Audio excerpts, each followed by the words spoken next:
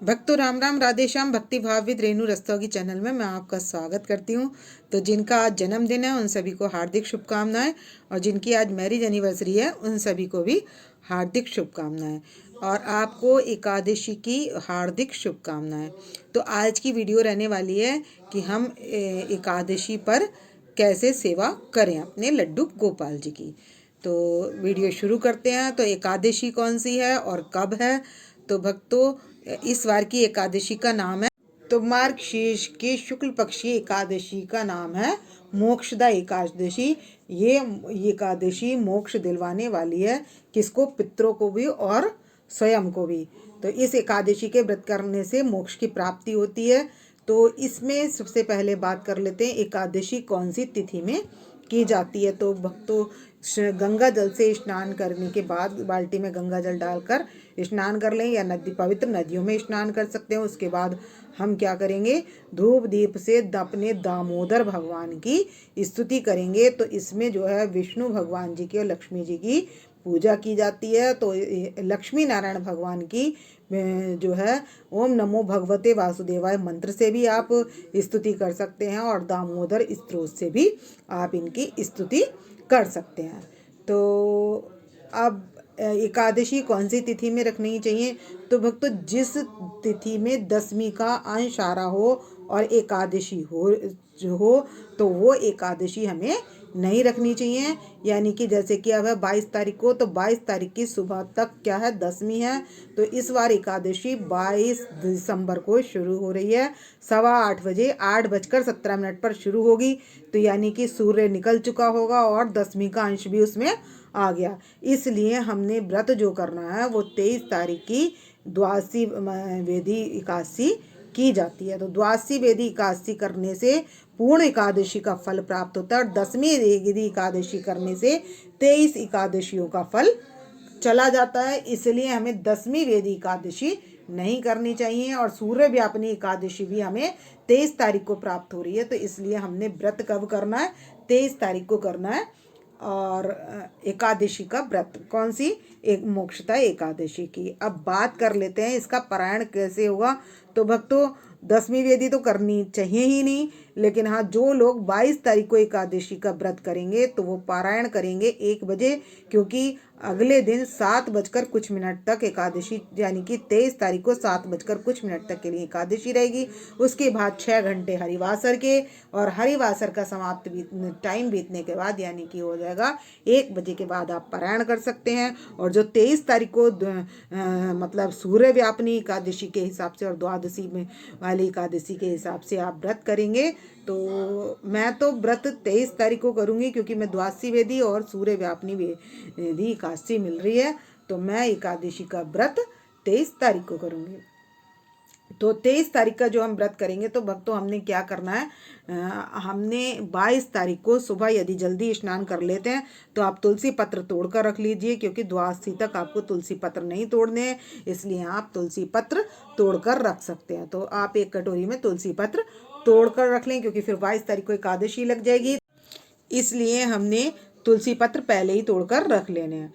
तो एक कटोरी में आप तुलसी पत्र, आप क्या करेंगे? सबसे पहले हम करेंगे चौकी पे स्थापना। पहले मैं ये भी बता देती हूँ, पारायण के लिए कह रही थी। जो तो 23 तारीख का व्रत करेंगे, वो 23 तारीख का व्रत करने वाले पारायण सुबह 7 बजे से लेकर 10 बजे तक पारायण कर सकते हैं। तो ये पारायण का टाइम हुआ। और अब एक आप पीली चौकी, आप पीले कपड़ा बिछा लें, कोई सी भी चौकी पर या मेज पर, जो भी आपके पास है, आप वहाँ पर पीला कपड़ा बिछा लें।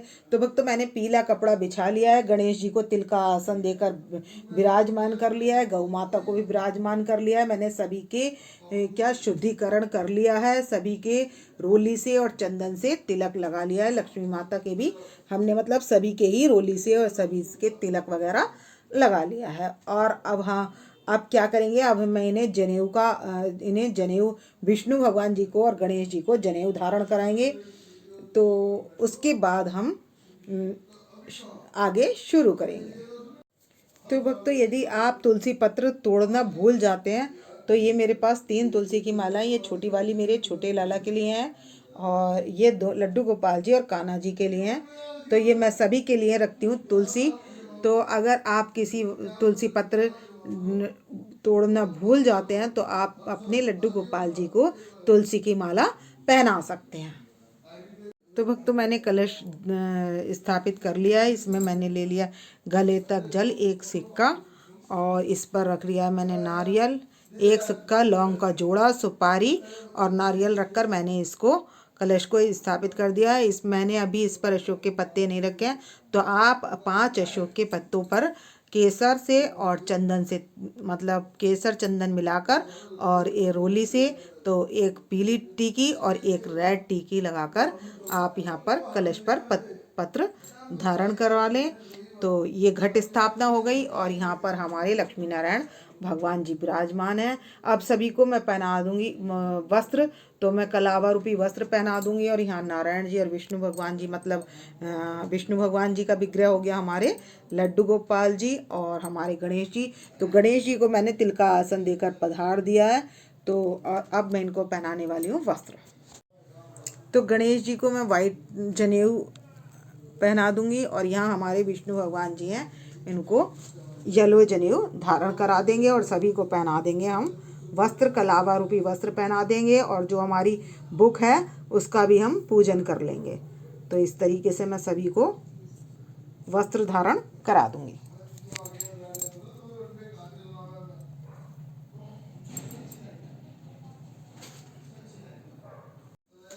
तो यहाँ पर हम कलावा रूपी जनेऊ धारण करा, कलावा रूपी वस्त्र इनको धारण करा देंगे गणेश जी के पास, अपनी गौ माता के पास और अपनी राधा रानी के पास और लड्डू गोपाल जी के पास, सभी के पास हम कलावा रूपी वस्त्र अर्पित कर देंगे। और यहाँ जो हमारी लक्ष्मी जी और नारायण भगवान हैं इधर, तो विष्णु भगवान की तरफ पीला हिस्सा और लक्ष्मी जी की तरफ रेड कलर का कलावा, इस तरीके से मैं इनको वस्त्र धारण करा दिया है।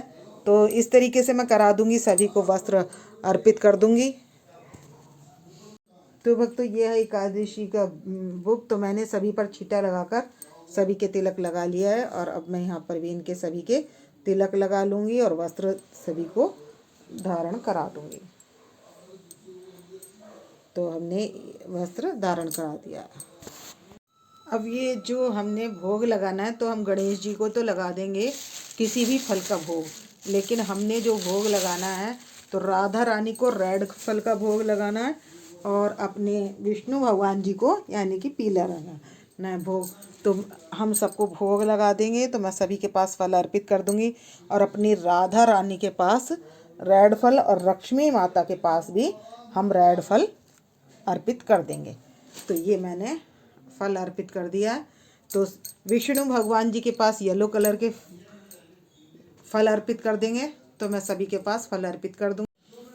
तो हम भोग लगाने के लिए मैंने ड्राई फ्रूट ले लिए और मिश्री और माखन, और इसके साथ हम मेवा की मिठाई का भोग लगा सकते हैं और तिल की गज्जक, तिल की रेवड़ी और तिल की वस्तुओं का या तिल की बर्फ़ी भी हम घर में बनाकर भोग लगा सकते हैं। तिल का विशेष भोग लगाना है हमने।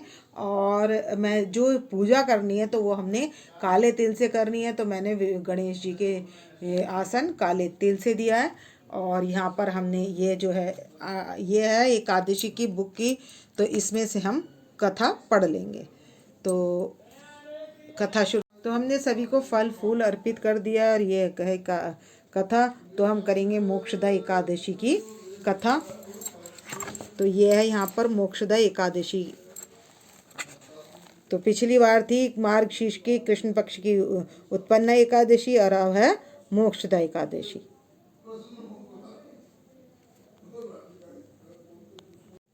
तो भक्तों इस एकादशी में, मार्गशीर्ष शुक्ल पक्ष की एकादशी में दामोदर भगवान का पूजन किया जाता है और नरक में गए हुए माता पिता को इस व्रत के करने से स्वर्ग की प्राप्ति होती है।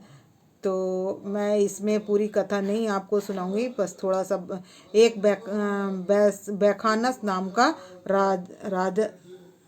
राजा राज्य करता था। तो उसके पिता को नरक की यातनाएं भोगनी पड़ी थी। तो इसलिए उसने पूछा मुनियों से, सभी से, कि क्या कारण है जो मेरे पिता को दुख प्राप्त हो रहा है। तो पितरों को भी मोक्ष इसी एकादशी से प्राप्त होता है। तब मुनि ने उन्हें बताया, ध्यान लगाकर कि तुम्हारे पिता ने मतलब पाप करने के कारण नरक की प्राप्ति हुई है, इसलिए वो नरक का दुख भोग रहे हैं।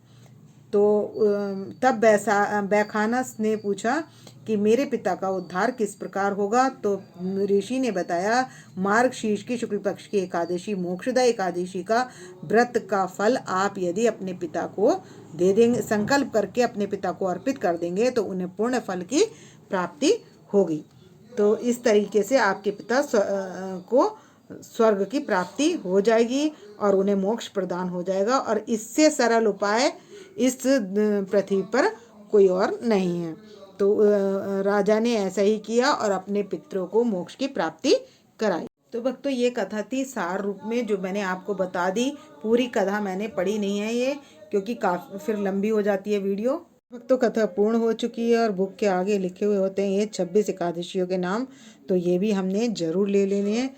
तो 26 एकादशियों के नाम लेने के बाद जो हमने हाथ में दक्षिणा और पुष्प ले रखे हैं वो हम गणेश जी के पास या अपने लड्डू गोपाल जी के पास अर्पित कर देंगे। और इसके बाद तो हमने अगर दीप जलाना है, अखंड दीप, तो हमने अखंड दीप जरूर जला लेना है। तो हमने कलश के बराबर में ही अखंड दीप जला लेना है। तो ये दीप एकादशी के दिन जलाया जाता है और द्वादशी के दिन इसको विराम दिया जाता है। तो हम अखंड दीप भी जला सकते हैं, और तुलसी की लकड़ी का दीपक भी हम अपने विष्णु भगवान के मंदिर में या अपने घर में लक्ष्मी नारायण जी के सम्मुख, या विष्णु भगवान का विग्रह हमारे लड्डू गोपाल जी, तो इनके सम्मुख हम जला सकते हैं। और अब कर लेंगे हम आरती। तो मैं यहाँ पर घंटी बजाकर करूँगी आरती। बांके बिहारी तेरी आरती गाऊं, हे गिरधर तेरी आरती गाऊं, आरती गाऊं प्यारे तुमको मनाऊं, हरि चरणों में शीश झुकाऊं, मैं बांके बिहारी तेरी आरती गाऊं, मुकुट सिर छत्र विराजे, कानन कुंडल नयन विशाले, प्यारी वंशी मेरा मन मोहे, हे गिरधर तेरी आरती गाऊं प्यारे। तो अब हम कर चुके हैं आरती, और जोत को सभी भगवान को दे देंगे, और उसके बाद हम खुद ले लेंगे और जल चारों तरफ छिड़क कर जोत को कर देंगे ठंडी, और उसके बाद हम सब ले लेंगे। के बाद कर लेंगे क्षमा प्रार्थना। कर्पूरी गौरम करुणावतारम संसारी सारम भुजगेन्द्रहारम सदा वसंतम हृदयारविंदे भवम भवामी सहितम नमामि। और क्षमा प्रार्थना के बाद हम जो है पुष्पांजलि अर्पण करूँ, ग्रहण करो महाराज, कृपा दृष्टि अवलोकी, शरण पड़े की लाज। तो हम पुष्पांजलि अर्पित कर देंगे। 3 बार बोलने के बाद हम अपने कान्हा जी के या विष्णु जी के पास अपने पुष्प को अर्पित कर देंगे। तो भक्तों, अब इस वीडियो का करूँगी मैं यहीं पर एंड। यदि आपको मेरी वीडियो पसंद आए तो प्लीज़ लाइक करें, सब्सक्राइब करें और शेयर करना ना भूलें, और कमेंट्स करके नमो भगवते वासुदेवाय से आप अपने एकादशी के विष्णु भगवान जी के चरणों में हाजिरी लगा सकते हैं। तो मिलते हैं नेक्स्ट वीडियो में। भक्तों राम राम, राधे श्याम।